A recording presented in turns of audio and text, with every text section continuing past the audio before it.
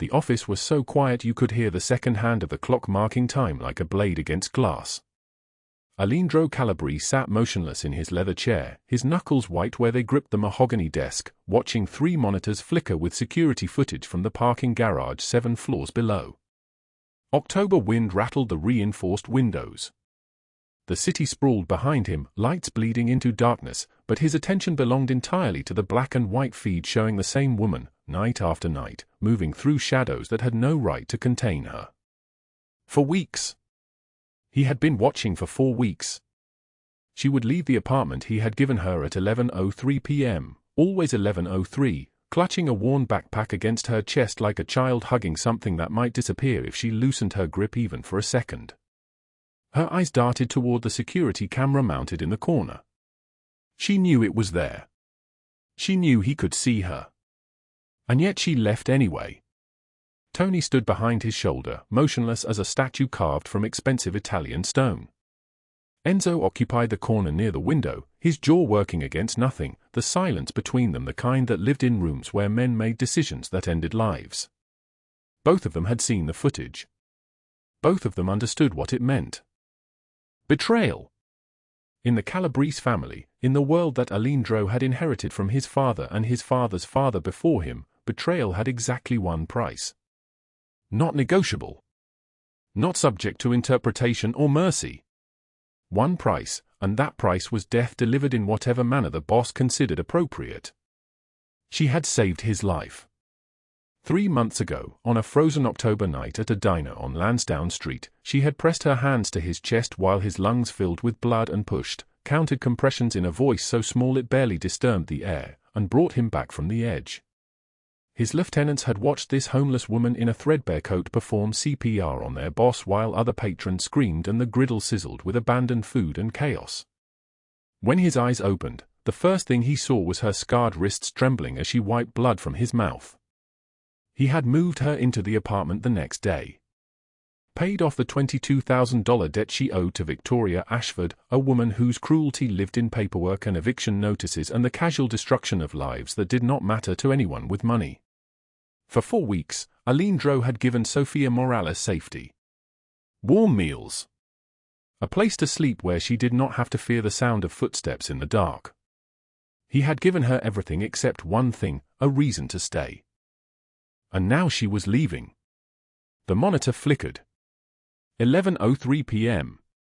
She moved through the garage like a ghost, her backpack clutched tight, her eyes scanning the shadows. This time, Aleandro leaned forward. The angle was wrong, the camera caught only the top of the parking structure, the concrete columns, the oil-stained ground.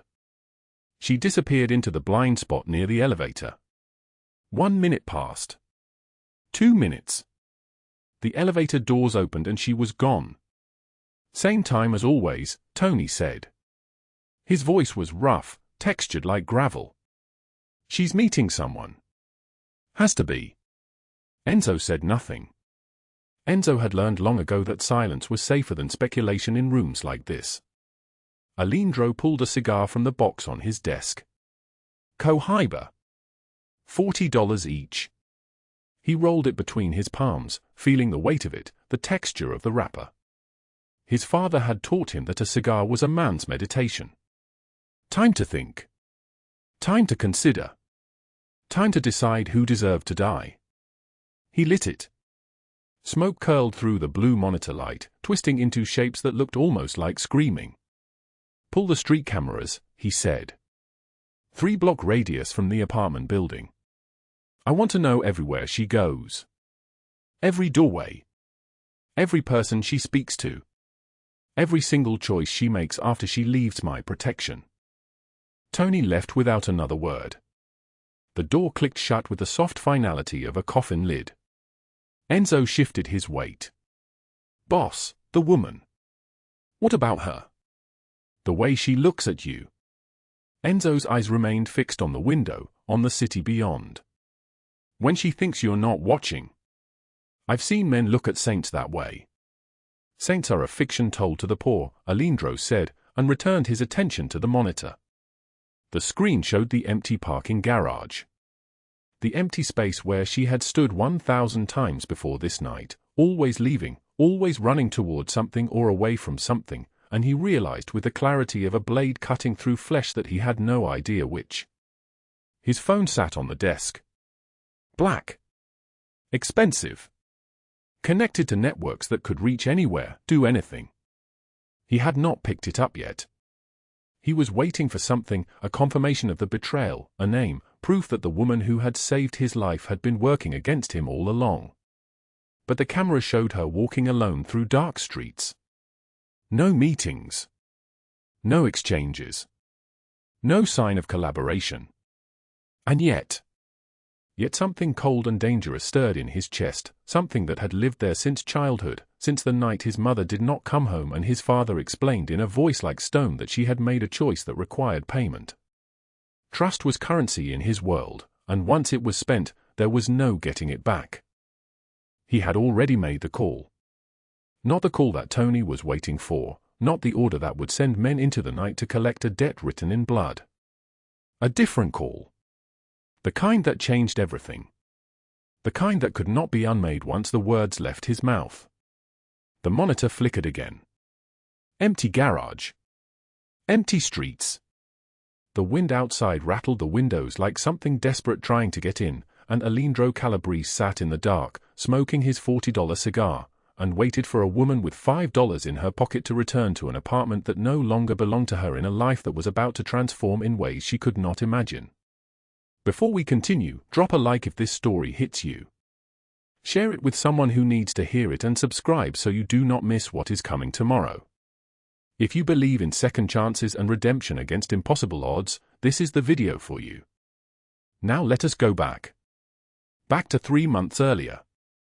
Back to a frozen October night at a diner on Lansdowne Street, back to the moment when a woman with no future made a choice that should have ended her life but instead began it. Her name was Sofia Morales. She was 31 years old but looked decades older, as though time and pain had accelerated something inside her, forcing her to age in compressed years like fruit rotting on fast forward.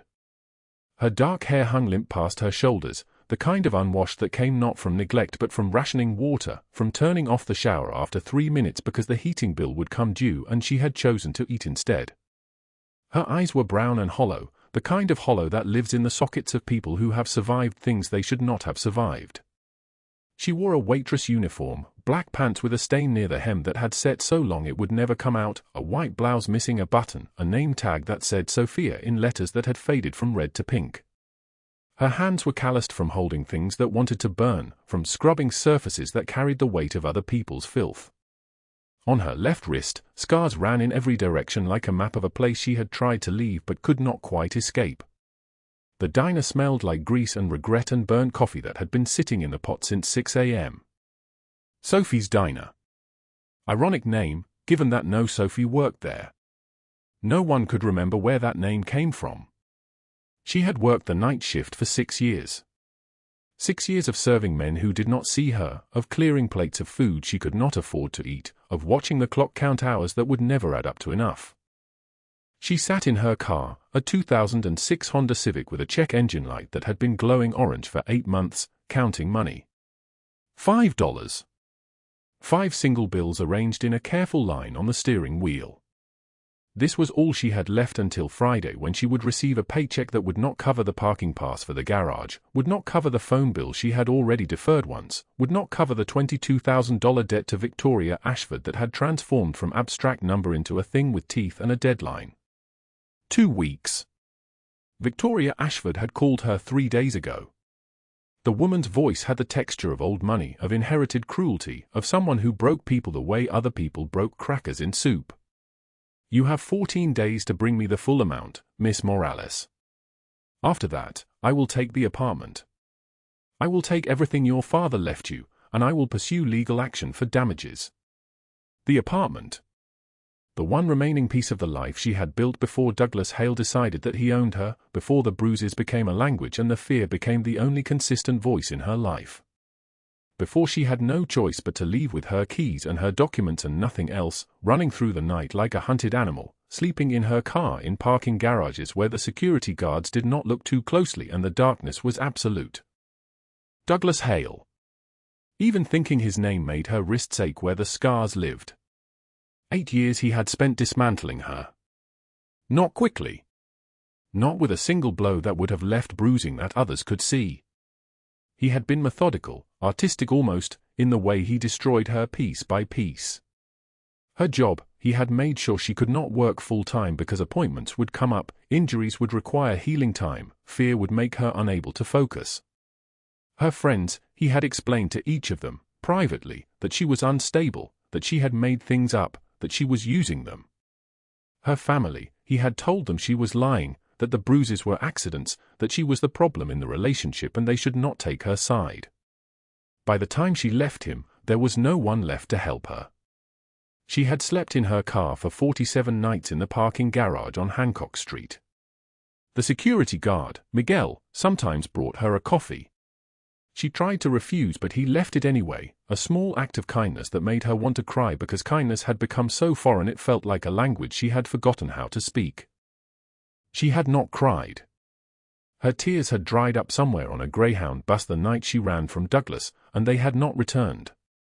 She could feel them gathering behind her eyes sometimes, pressure, heat, the physical sensation of emotion trapped behind a wall, but the tears themselves would not come. Dehydration, maybe. Or something deeper, some essential part of her that had calcified into stone. The $5 in her hands represented something. Not a fortune. Not hope. But the boundary between today and tomorrow, the choice between eating and not eating, the thin mathematics of survival. She was 31 years old and she was starving. The coffee was cold. Sofia Morales had been nursing the same cup for 2 hours, watching the dark liquid separate into rings on the ceramic, each ring marking another 30 minutes she did not have to leave. The booth in the corner of Murphy's Diner faced the street, and from here she could see the October night pressing against the windows like something alive, something hungry. The temperature had dropped past 40 degrees. In her car, if she could reach her car, there would be 3 blankets stolen from a laundromat 2 weeks ago, but Douglas Hale knew about that garage now. He had left a note on her windshield. Just 4 words, I see you. She had not slept since she found it. Underneath the booth, her backpack held everything she owned. 3 changes of clothes, their fabric worn thin as paper. A toothbrush with bristles frayed from use. A prayer card from her grandmother, edges soft and folded from being held through so many nights. And $5.60 in her wallet. $5.60 between today and tomorrow. Sofia was 31 years old. Her hands were calloused from years of waitressing double shifts, her eyes hollow in a way that made her look a decade older, her dark hair pulled back so tight it hurt.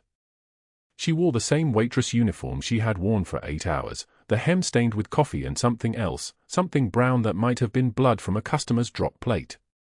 The manager had not paid her for this shift yet. He said the register was short. He always said the register was short. 3 men walked through the diner door, bringing October cold with them. They moved differently from other people. Sofia noticed because she had learned to notice everything, which tables tipped, which customers wanted to be left alone, which regulators came in looking for someone.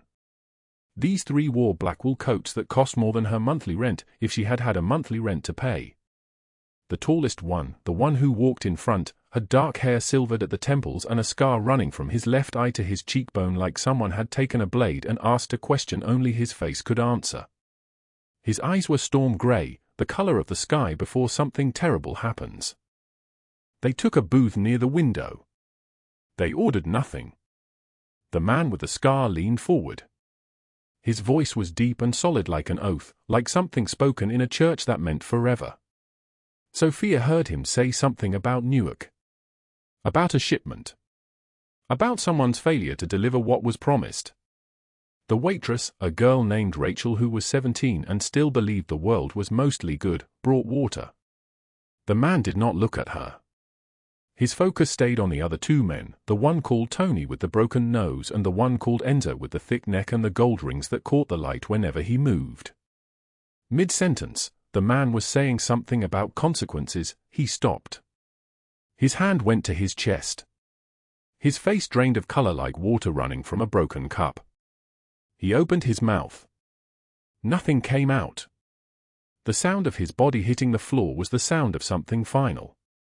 His head struck the white tile with a crack that echoed through the diner. Blood pooled around him, spreading in rings like the rings in Sofia's coffee, except these rings were crimson and warm and real. Enzo screamed his name. Aleandro! Tony stood frozen, his big body useless, his hands opening and closing like he could not remember what hands were for. The cook dropped a plate from the service window. It shattered. The sound seemed to come from very far away. Sofia moved before she thought. She was on the floor, her knees hitting tile, her backpack falling open, prayer cards spilling across the space between booths. She did not think about Douglas Hale or the note on her car or the fact that she had not eaten since yesterday. She did not think about anything except the man on the floor and the fact that his body was not moving. She tilted his head back. She opened his airway. She positioned her hands on his chest, felt his ribs under her palms, and began to push. 1, 2, 3, 4. Counting without meaning to count. Her scarred wrists, thin from malnutrition, marked with old damage from nights she did not talk about, showed as her sleeves rode up. The pressure built in her hands, in her arms, in her shoulders. "Call 911 now," she said to Tony. Her voice was barely a whisper, trembling like a candle in the wind, but it held something absolute. "Now. Do it now." Tony did not move. "His name," Sofia said, her palms pumping, her whole body focused on the stranger's chest. "What is his name?" "Sir, stay with me. Stay with me. What is your name?" She breathed into his mouth. She tasted copper. She felt his ribs move under her hands, felt something shift that might have been bone. The fluorescent lights hummed overhead, indifferent. The diner clock ticked, 3:13 in the morning. Enzo was shouting into a phone. "Cardiac arrest. Murphy's Diner on Lansdowne. Send an ambulance now. Now. He is a VIP, he will." Sofia did not listen to the rest. She kept counting. Her arms burned. Her hands, which had trembled this morning trying to count coins for breakfast, did not tremble now. She breathed again. She pushed again. She did not stop. 17 minutes later, the paramedics came. They moved her aside with surprising gentleness, and she collapsed onto her heels, gasping, her scarred wrists shaking against the white tile. When Aleandro Calabrese opened his eyes in the ambulance, the first thing his mind did before it grasped anything else was search for the face of the person who had saved his life. He turned his head, oxygen mask still on his face, tubes in his arms, his chest bandaged under a hospital gown. The paramedic said his name. The paramedic said things about heart attack, about stopping his heart and starting it again, about how lucky he was. But Aleandro was thinking about the woman on the diner floor. The scars on her wrists. The desperation in her eyes that looked exactly like the desperation he had felt as a 10-year-old boy standing in a kitchen in Sicily, watching his father bleed out on the tile, knowing no one was coming to save him, knowing the world had decided he was not worth saving. He closed his eyes. He opened them again. He tried to speak. The paramedic told him to rest. The hospital was white and sterile and impersonal. Aleandro had been in hospitals before, but only to stand in hallways while his men took care of problems. This time, his chest was bandaged, his heart was monitored, machines beat beside his bed with the rhythm of his own survival. Doctors came and went. They used words like myocardial infarction and emergency intervention and extremely fortunate. One doctor, an older man with tired eyes, said something about how he should not be alive. How his heart had stopped for 43 seconds. How it was medically improbable that. "Where is she?" Aleandro's voice was hoarse. His words came out shaped wrong, bent by the tubes and the oxygen and something else, something inside him that had shifted when he opened his eyes and saw that woman's face. Tony stood in the corner, and Enzo stood by the window, and both of them looked at their boss like they did not recognize him. In 15 years of working for Aleandro Calabrese, they had never heard him ask about anyone. They had never seen him look at a person and think about anything other than usefulness or threat. The woman, Aleandro said. The one in the diner. Find her. Enzo and Tony exchanged a glance. Enzo said, she was nobody, boss. A waitress. She ran away before we could even get her name. Find her. The hospital.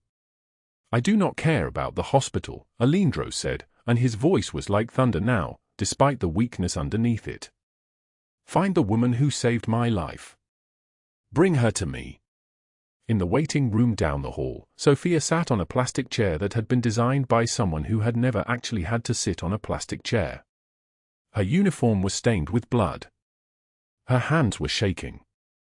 A police officer had asked her questions, and she had answered carefully, saying nothing about Douglas, nothing about hiding, nothing about the way she had learned to disappear. She had said she was a waitress, she had seen a man collapse, she had tried to help. The officer seemed satisfied. He gave her a form and told her that if the man wanted to thank her, she could come back during visiting hours. She had no intention of coming back. The $5 in her pocket was still $5. But her prayer card, her grandmother's prayer card, was still on the diner floor. It had fallen from her backpack when she dropped to her knees. She had thought about asking someone to retrieve it, but asking was dangerous. Asking meant being noticed. Being noticed meant being remembered. Being remembered meant Douglas could find her again. She stood up. She walked toward the exit. A nurse called after her, asking if she needed anything, and Sofia shook her head. She did not need anything. She needed everything, which was different. She needed safety and food and a place to sleep where no one could find her. She needed to be invisible again. She was 3 blocks from the hospital when the black SUV pulled up beside her. The window lowered.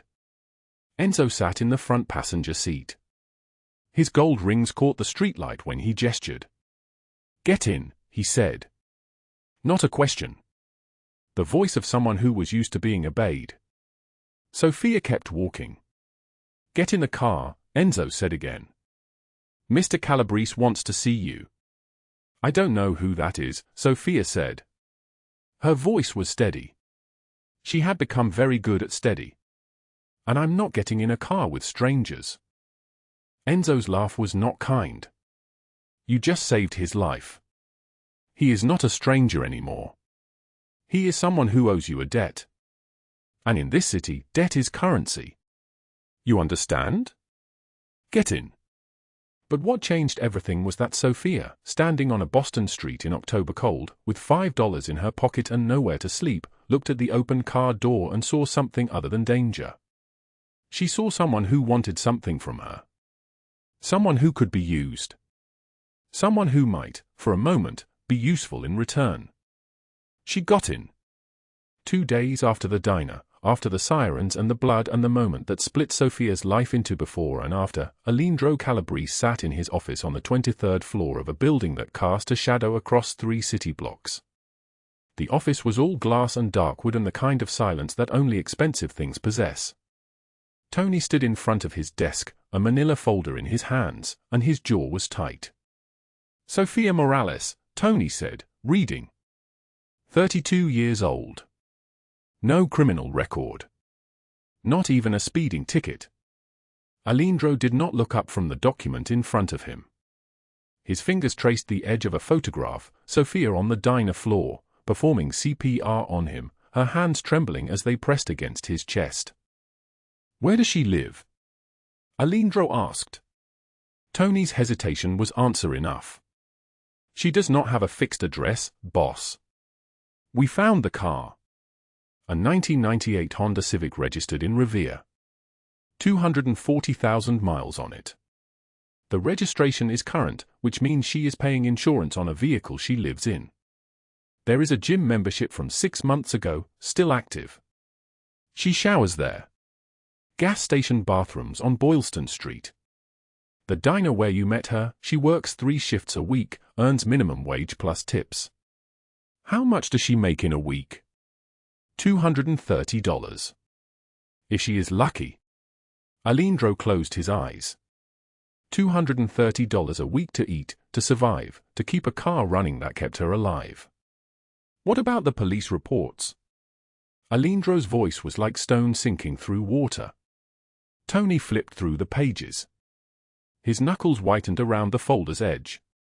17 filed over 8 years. All against a man named Douglas Hale. Assault. Stalking. Terroristic threats. Every single one dismissed. Every one. Why? Because Douglas Hale drinks with 3 officers from District D for every Thursday. Because the cops laugh when she calls. Because in this city, some people are protected and some people are erased. Tony's voice had gone quiet, dangerous. The reports say he follows her. He knows where she sleeps before she gets there. He has threatened to take her daughter. Aleandro's hands went still. Where is the daughter? Providence. With Sofia's sister. The girl is 6 years old. Sofia has not seen her in 14 months. The silence that followed was the kind that comes before something breaks. Tony and Enzo exchanged a look, the kind of look they had exchanged 10,000 times in 15 years working for him, and in that look was understanding. Someone was going to die. Not today. Maybe not this week.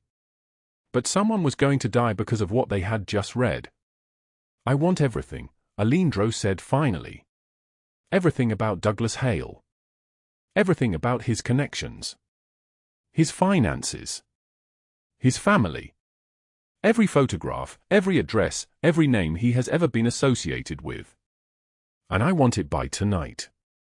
Already on it, boss, Tony said. When Tony left, Aleandro stood and walked to the window. The city spread below him like something he owned, which he did, in the way that men like him owned things. He owned restaurants and nightclubs and the loyalty of 300 men. He owned judges and police captains and the silence of people who knew better than to speak his name. He had built all of this from nothing, clawed his way up from a basement apartment in Revere where his father's fists and his mother's quiet dying had taught him that the world belonged to those willing to take it. But he had never felt small until he saw those scars. The next afternoon, Aleandro found Sofia in the diner. Same corner booth. Same cold coffee that she nursed for hours because buying coffee meant she could sit and rest without anyone telling her to leave. She was wearing a waitress uniform 2 sizes too large, and when he slid into the booth across from her, she flinched like he had moved to strike. I am not here to hurt you, he said quietly. His voice was not what people expected. They expected thunder, expected menace, expected the sound of a man who could end them with a phone call. Instead, his voice was deep and gentle, like someone soothing a frightened animal. You saved my life, he continued. Let me give you something in return. A safe place to sleep. Sofia's head was down. Her hands wrapped around the coffee cup like it was the only solid thing in the world.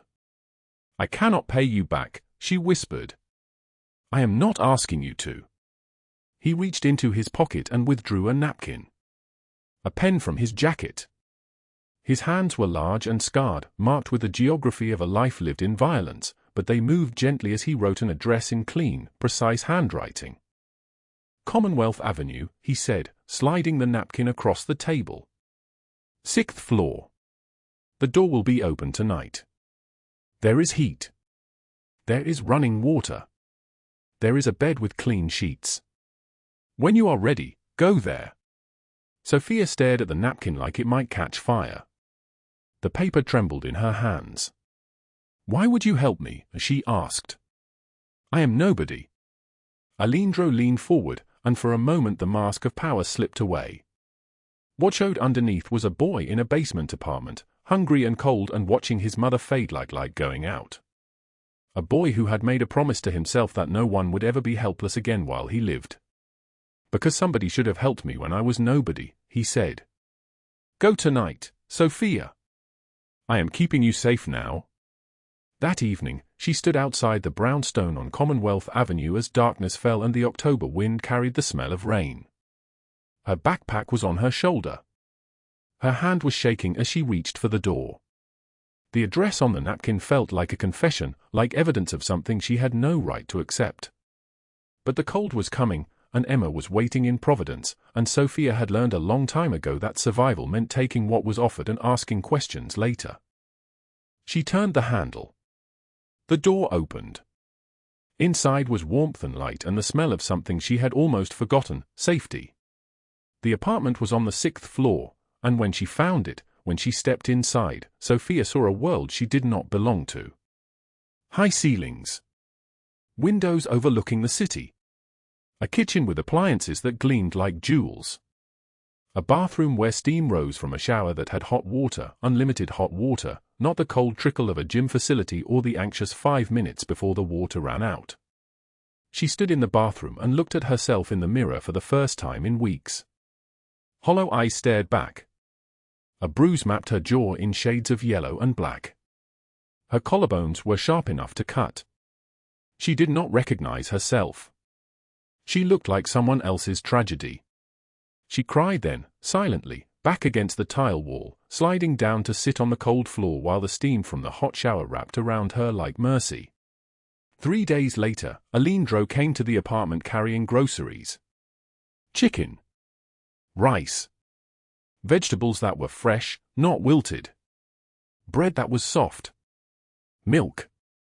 Sofia had not eaten real food in so long that her stomach had forgotten how to process it.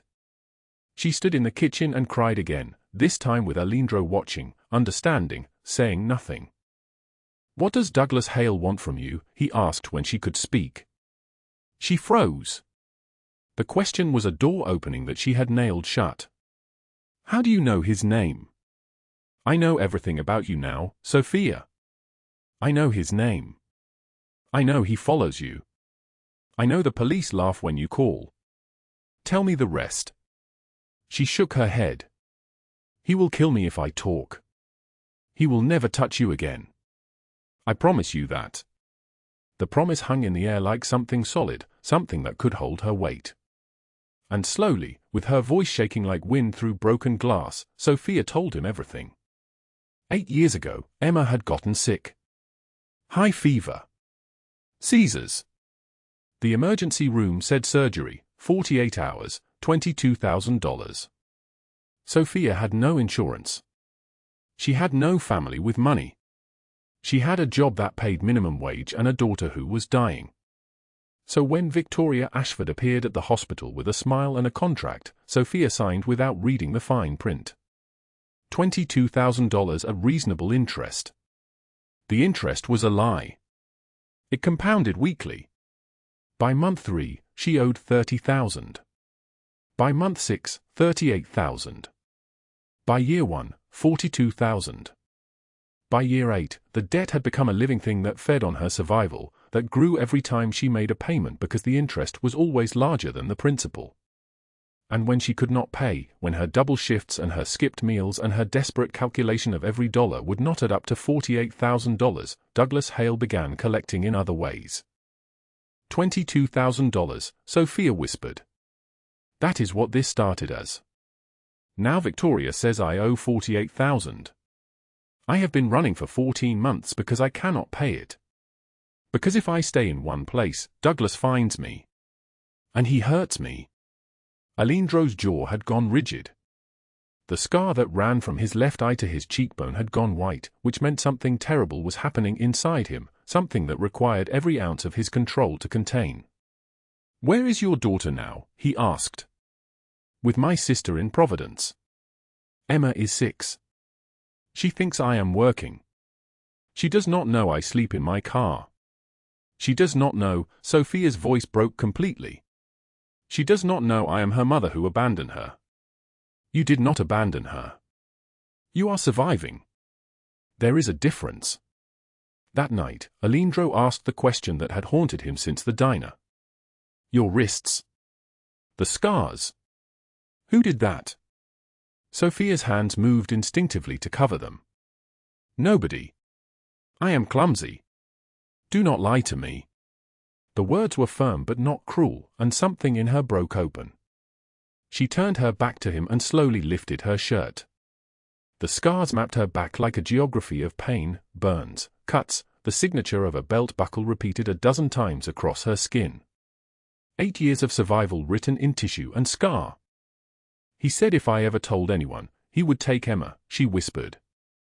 He has cop friends. I believed him. Tony and Enzo, standing by the door, had never seen Aleandro's hands shake before. In 15 years, they had never seen anything shake him. Victoria Ashford arrived the next day at the apartment building. She wore a coat that cost more than Sofia's car, and diamonds hung from her ears like frozen tears. Her smile was the smile of someone who had never been told no, who believed the world existed to serve her accumulation. I see you have a new benefactor, Victoria said, her voice smooth as oil. Does he know you owe me $22,000, Sofia? Does he know you are a thief? Aleandro stepped out of the elevator. He was dressed in a charcoal suit that fit like it was painted on, and when he looked at Victoria, she felt something shift in the space between them, the recognition that she had made a calculation error. You will have the $22,000 by Friday, he said. After that, you will never contact her again. Victoria's laugh was brittle.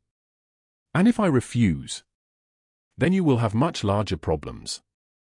But it was Douglas Hale who came that night, and he came with violence in his hands.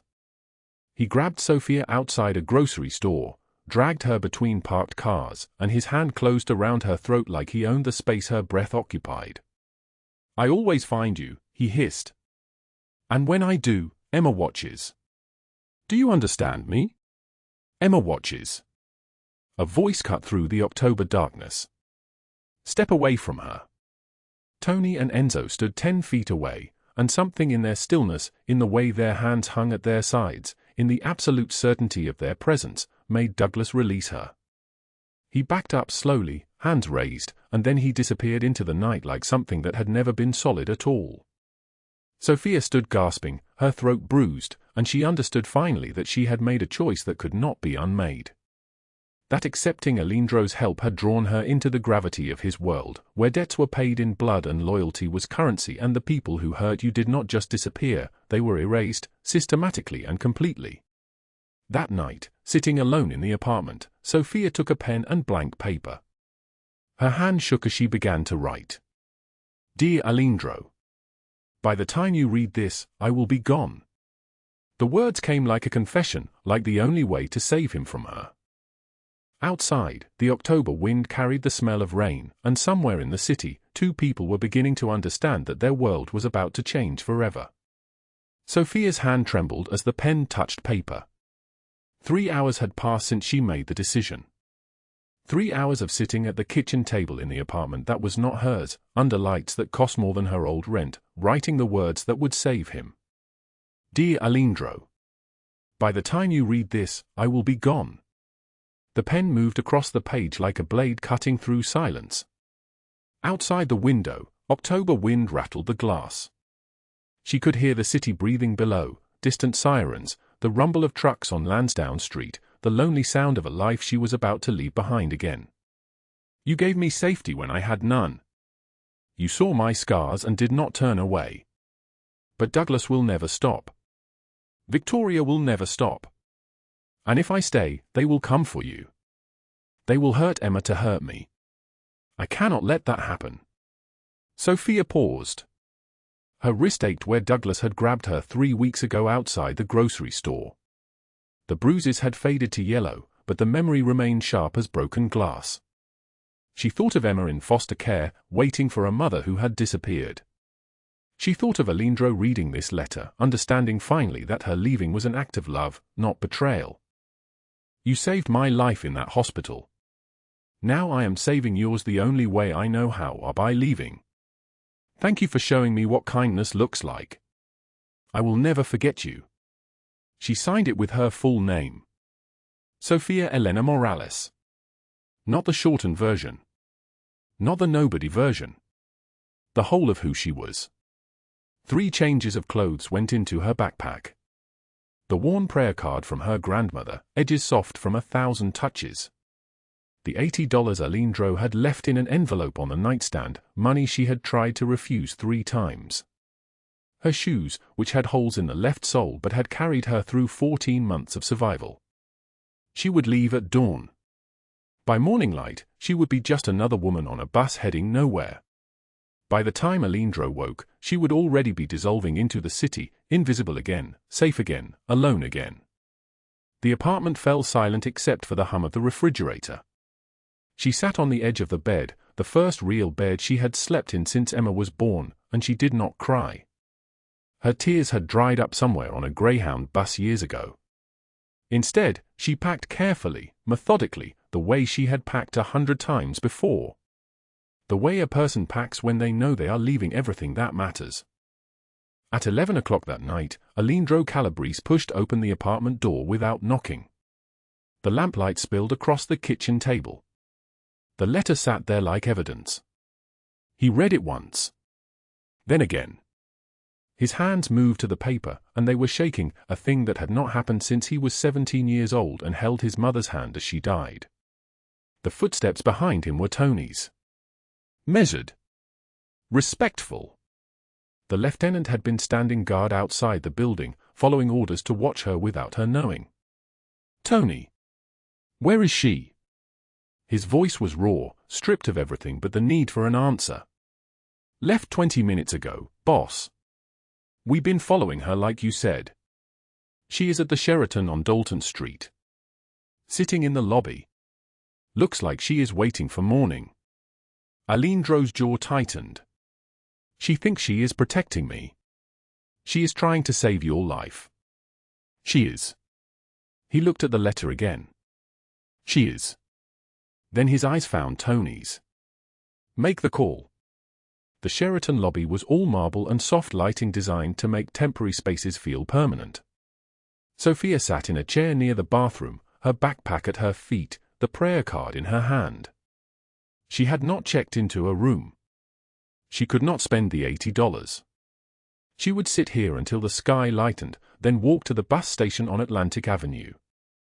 Douglas Hale came through the side entrance at 11:30. He moved like a man who had never been told no. His face was the same face she had been running from for 8 years, hard mouth, cold eyes, the particular cruelty that came from knowing he would never face consequences. He saw her immediately. He always did. Running again.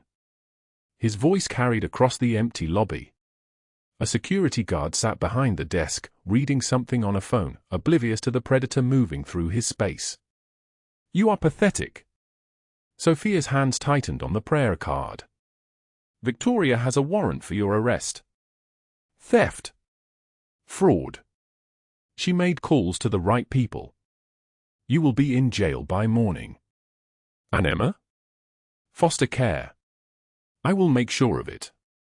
The words landed like blows. Sofia stood slowly. You cannot control me anymore.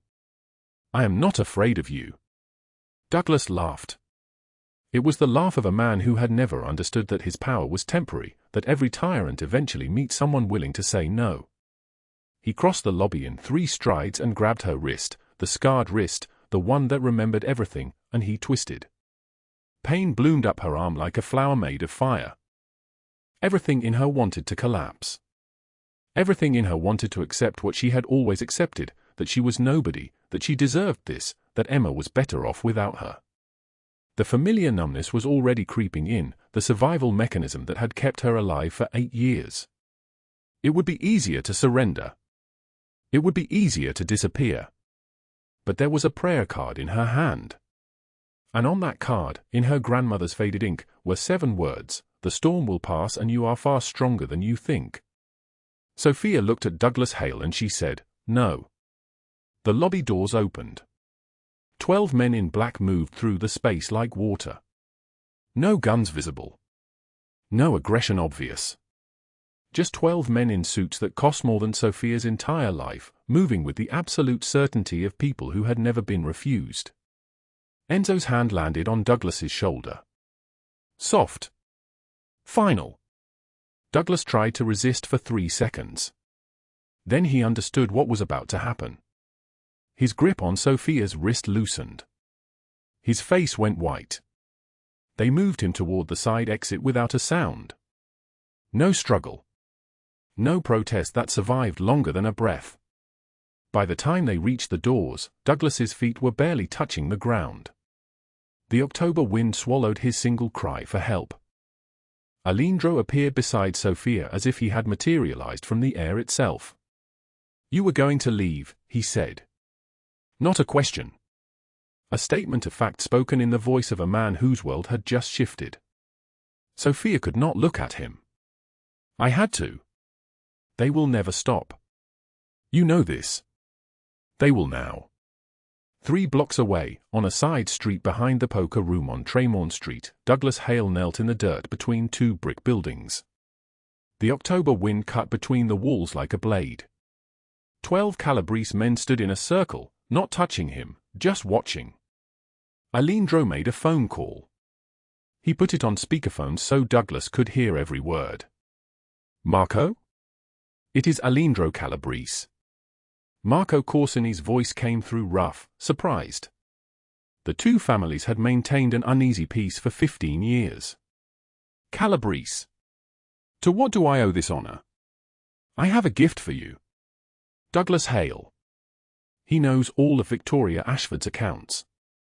Every property deal. Every dirty cop she pays. Every transaction." There was a long silence.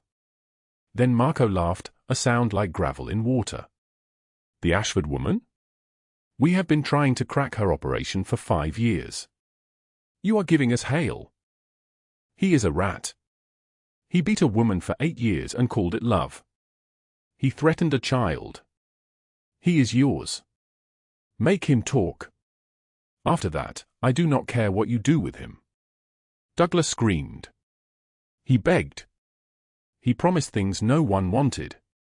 His body collapsed into the dirt, trembling like a cornered animal.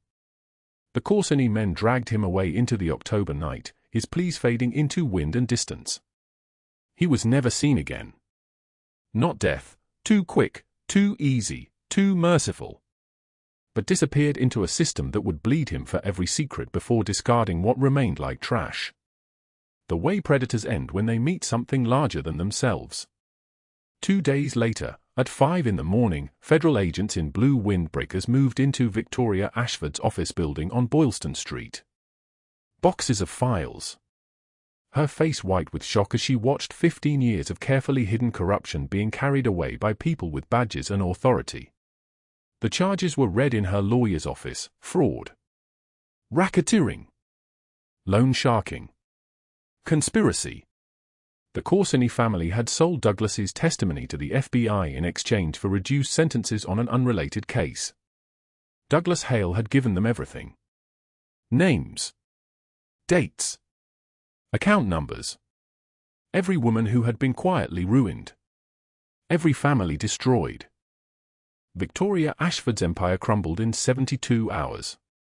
The trial lasted for months. The evidence was overwhelming. Her lawyer argued for leniency. The judge, a woman with kind eyes and a steel spine, leaned forward during sentencing. "You preyed on desperate people for a decade. 40 years is mercy." Victoria Ashford did not cry as they led her away. She simply looked old, suddenly, completely old, as if her cruelty had been the only thing keeping her young. Her name appeared in every newspaper. Her photograph was shared across the city. The woman who ran a silent empire of exploitation, exposed, destroyed, sentenced to 4 decades in federal prison. Public humiliation joined systematic destruction. She would never hold power again. The October wind carried the news through Boston like a blessing. The apartment was silent except for the sound of Sofia's breath, shallow, fast, like a caged animal breathing its last air before the door closes forever. Aleandro stood in the doorway of his office, the goodbye letter trembling in his hands. The paper was thin, worn at the edges from being folded and refolded 100 times. His fingers, which had signed contracts worth millions, which had ordered men to disappear into the October night, shook as he read her words again. Words that said she was leaving to protect him. Words that said she was nobody and belonged nowhere. The office was exactly as it had always been, mahogany desk polished to a mirror shine, leather chairs that cost more than most people's monthly rent, windows overlooking the city lights of Boston stretching like broken diamonds across the darkness. But nothing felt the same. The space felt hollow, like a shrine to a man who no longer existed. He turned and walked down the corridor. His footsteps echoed against marble floors. Two of his men stood near the elevator, their shoulders tensing the moment they saw his face. "Find her," he said, his voice like thunder wrapped in ice. "Now." 30 minutes later, Sofia was standing in this same office, her body rigid, her eyes fixed on the goodbye letter lying on the desk between them like a blade. "You thought leaving would protect me?" Aleandro stepped closer, his voice raw in a way his men had never heard before. "You thought disappearing would save my life?" "Yes." Sofia's voice trembled like a candle in the wind. "Douglas has friends in the police. Victoria has money. She has lawyers. I am nobody, Aleandro. A homeless woman with $5 does not come back from this without burning down everyone around her. I would not, let that be you. Stop calling yourself nobody." He moved toward her, each step deliberate, controlled. "You saved my life when you had nothing. No home. No money. No reason to care if a stranger lived or died. But you did care. You got down on your knees in a diner and pushed your hands into a bleeding man's chest because something in you still believed in saving people. Do you understand what you are?" Sofia shook her head, tears streaming down her face like rain on cracked glass. "I am broken. I am scarred. I have survived 8 years of hell and I am still." "You are here," he said, and his voice softened in a way that made his lieutenants, listening from the adjacent room, exchange looks they had never exchanged in 15 years. "That is enough. You are here, and that changes everything." She stared at him, unable to speak. Unable to believe that a man this powerful, this dangerous, this accustomed to taking what he wanted, would stand before her and say that simply existing was enough. Aleandro moved to his desk and opened a folder. Inside was a letter on official letterhead from Victoria Ashford's former law firm. His fingers traced the words as he spoke. "The debt is gone, Sofia. $22,000. Zero balance. All claims terminated. You owe nothing to anyone." "I cannot pay you back," she whispered. "I am not asking you to." He closed the folder and placed it in her hands. The paper felt warm, like something alive. "This is done. That chapter is closed." Sofia held the folder against her chest. $22,000. The number that had haunted her for 2 weeks. The number that had almost cost her everything. Gone. Erased. As if it had never existed. There was a sound then, the soft chime of the elevator arriving on this floor. Footsteps. Quick, light footsteps. The kind of footsteps that belong to a child. The office door opened. A girl with dark curls stood in the frame, her dress slightly rumpled from travel, a small backpack hanging from one shoulder. She was 6 years old. She had Sofia's eyes and her father's chin, the chin she would have inherited from a man who disappeared when she was 4 months old. Her name was Emma, and she had not seen her mother in 8 months. For a moment, no one moved. Time stretched like taffy pulled between 2 hands, impossibly long and thin. Then Emma saw Sofia. "Mommy!" The word burst from her like a prayer finally answered. She ran across the office, her small body moving with the speed of something alive and desperate and hopeful. Sofia dropped to her knees and caught her daughter, holding her so tightly that she was afraid she might break her. But Emma did not break. Emma held back just as hard, her small fists gripping her mother's shirt as if she could somehow pull her back into the past, into the 8 months of separation, and erase all the time they had lost. Sofia sobbed into her daughter's hair. Not gentle tears. Deep, body-shaking sobs that came from a place inside her that had been frozen for so long she had forgotten it could thaw. Emma pulled back just enough to look at her mother's face. Her small hand reached up and touched Sofia's cheek. The gesture was so tender, so purely innocent, that Aleandro had to turn away. "Mommy, why are you crying?" Sofia's breath caught.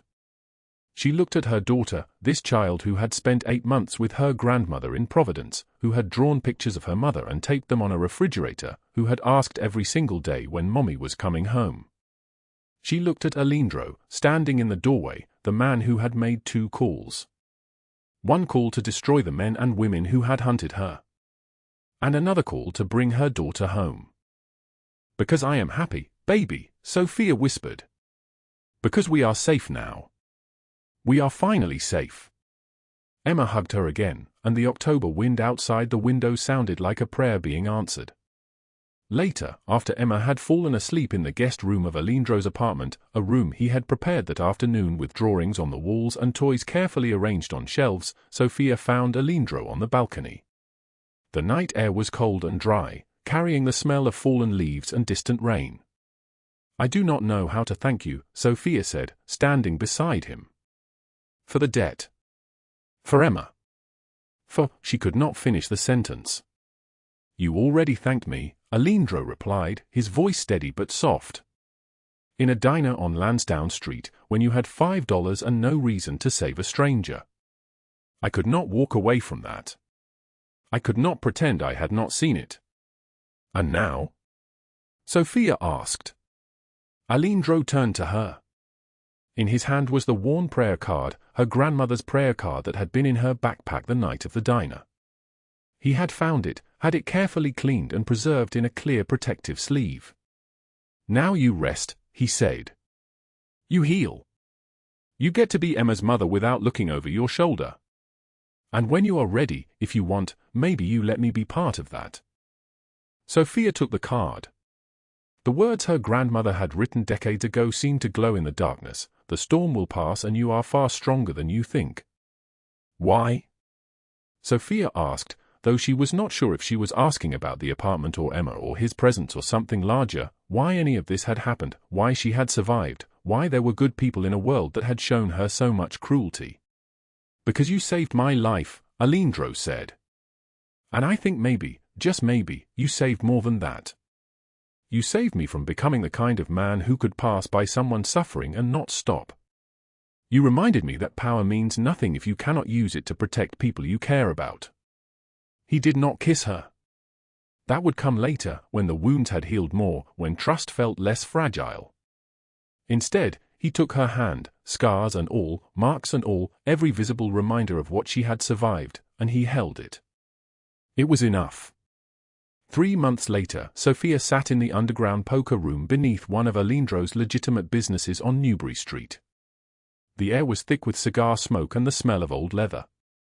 Green felt tables stretched across the space. Armed guards stood at every door. Stacks of cash lay on the tables like monuments to power. But Sofia was not gambling. She was delivering the restaurant's weekly deposits in a locked metal case. She was an employee now, a trusted one. She had a job. She had a paycheck. She had a bank account with her name on it that had grown from $0 to nearly $8,000 in 3 months. Tony and Enzo sat at one of the tables, and when they saw her, they nodded with respect. Not the respect you gave to the boss's woman, though she was that too. But the respect you gave to someone who had become family. Who had proven herself. Who belonged.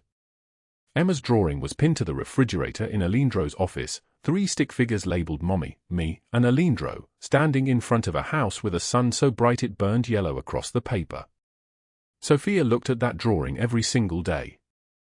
And every single day, she whispered the words her grandmother had written, "The storm will pass and you are far stronger than you think." It had passed. She was still here. How did this story make you feel? Please leave a comment below and share what is in your heart. If you enjoyed this, hit that like button and subscribe so you do not miss what is coming tomorrow. Share this with someone who needs to hear it.